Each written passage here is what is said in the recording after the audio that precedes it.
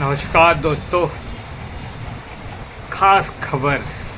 जी हाँ, राइजिंग राजस्थान और investor meet hotel उत्सव में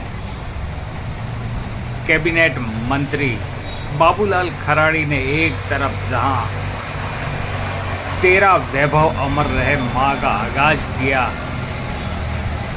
वहीं उन लोगों के प्रति भी चेताया है जो भारत को विकसित राष्ट्र के रूप में नहीं देखना चाहते।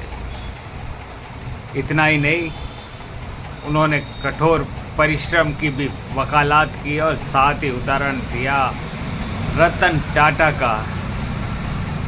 रतन टाटा चले गए, लेकिन आज भी वे लोगों के दिलों में जिंदा है।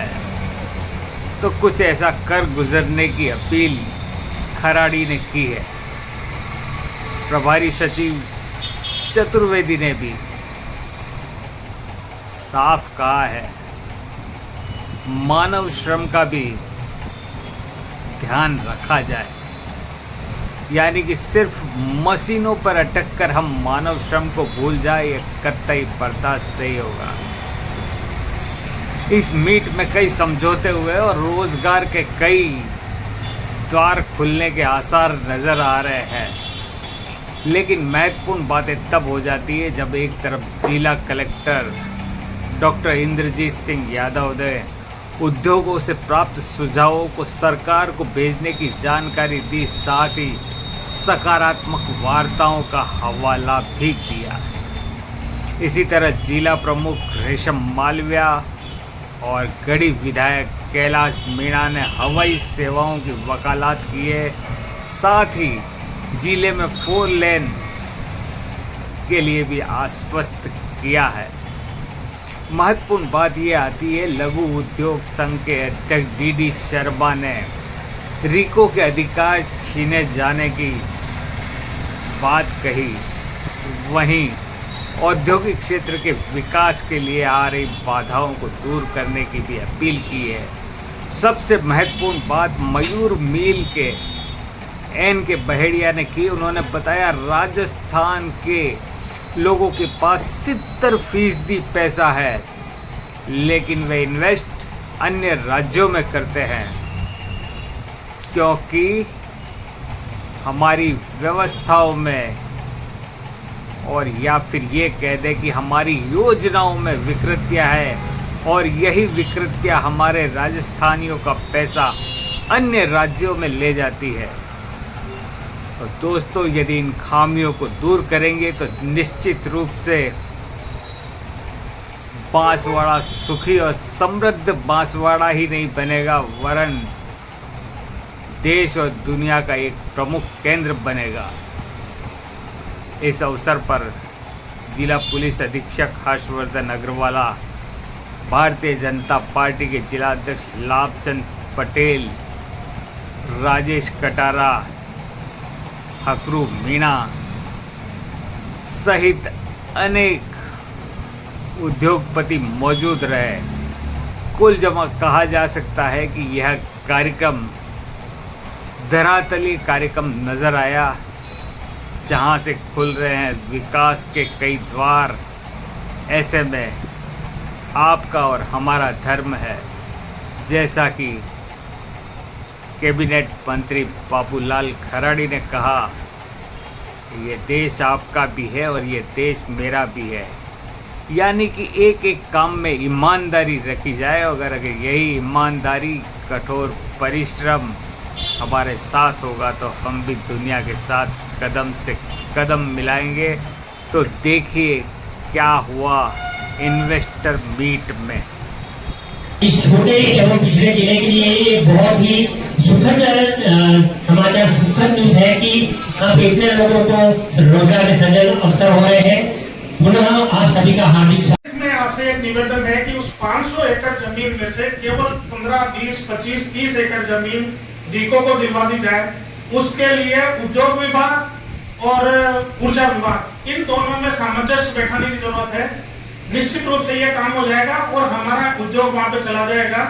जो जगह है दानपुर, उसके पास में से 8 लेन, 1 लेन जो भारतमाला प्रोजेक्ट है वो निकल रही है, वहां से 20 किलोमीटर की दूरी है, वहां इंडस्ट्री डेवलप होगी। माननीय में कैलाश जी जो हमारे गढ़ी के विधायक हैं, आपसे भी ये निवेदन करना चाहता हूँ कि अगर हम इस संभाग का भला करना चाहते हैं, अगर हम इस जिले का भला करना चाहते हैं, तो ये एक गेम चेंजर साबित होगा। आप हमारी थोड़ी सी ये मदद करिएगा।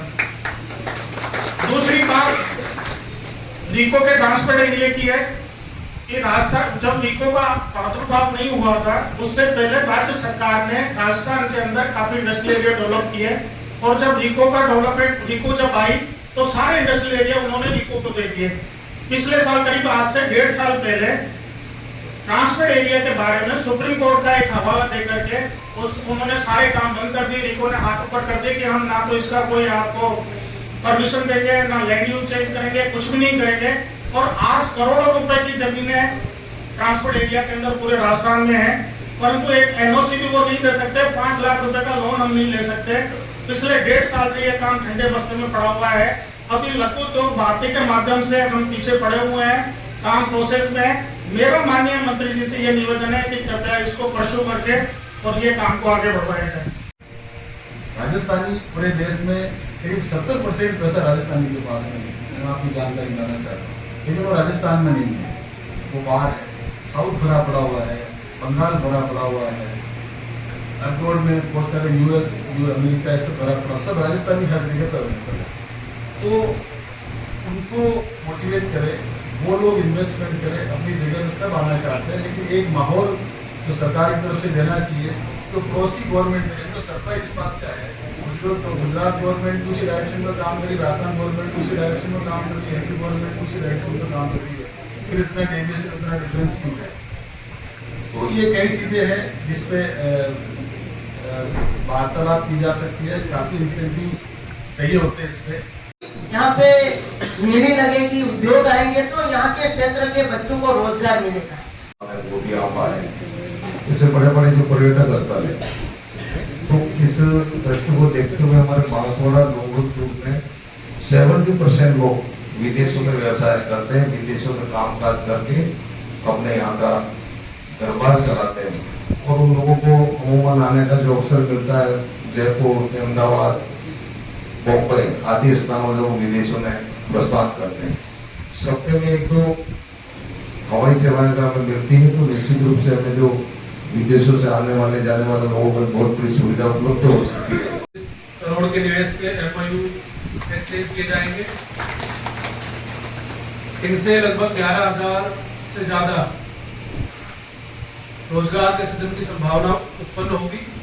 मुख्य तौर पर माइनिंग के क्षेत्र के एमओयू एक्सचेंज किए जाएंगे, जिसमें जैसा कि आप सभी को अवगत है, गोल्ड माइंस, मैग्नीज ब्लॉक। अभी हमारी कई बैठकें हुई कैबिनेट की, उसमें सबसे ज्यादा प्राथमिकता किसी ने दी, हमारे माननीय मुख्यमंत्री ने, तो बिजली पर। बिजली को लेकर के वो चिंतित है, और मैं आपको विश्वास दिलाता हूँ, भरोसा दिला सकता हूँ, हम साल भर के अंदर बिजली के मामले में हम सरप्लस होंगे। सबसे ज्यादा विद्युत अगर हम कहीं से प्राप्त कर सकते हैं, कहीं से प्राप्त कर सकते हैं, तो वो सोलर सिस्टम होगा। अभी हम लोगों ने तय किया कि जितने भी हमारे सरकारी विभाग सारे के सारे सरकारी विभागों पर सोलर प्लांट लगाएंगे। हमारे देश के प्रधानमंत्री जी का सपना है।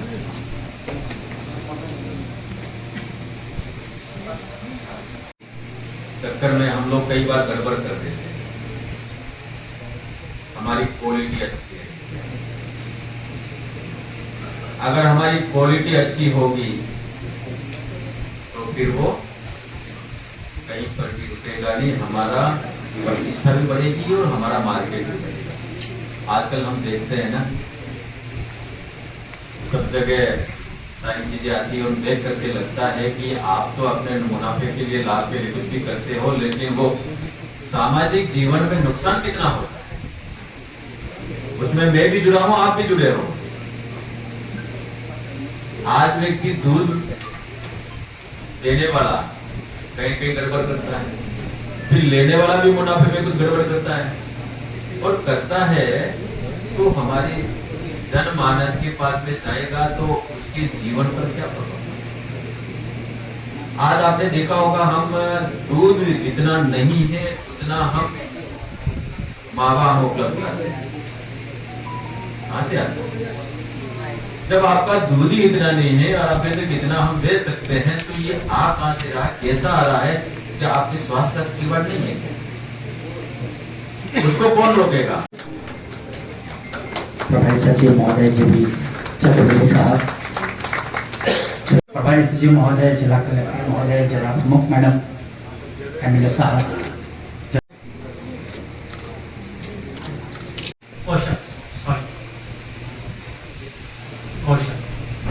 लिमिटेड प्रदीप जेठवाल, 20 करोड़ का प्रोजेक्ट है का, बहुत बहुत अभिनंदन आपका भी। इसी क्रम में Navbharat agro industries Jagdish limited Pradeep Jethwal दिखता है, उन सबको ठीक करने की जिम्मेदारी भी, क्योंकि हमें उन लोगों के द्वारा धोखे गए या हम लोगों का कोई ऐसा भाव नहीं है, हम भोगवाद में विश्वास बहुत कम करते हैं। हम दूसरों के फिर से उस परंपरा पर पहुंचे, ये लक्ष्य हमारा है। हमारे देश के प्रधानमंत्री 24 घंटे में से केवल 6 घंटे ये सारा करने के बाद में 18 घंटे इस देश की खुशहाली के लिए हम एक लोग बोलते हैं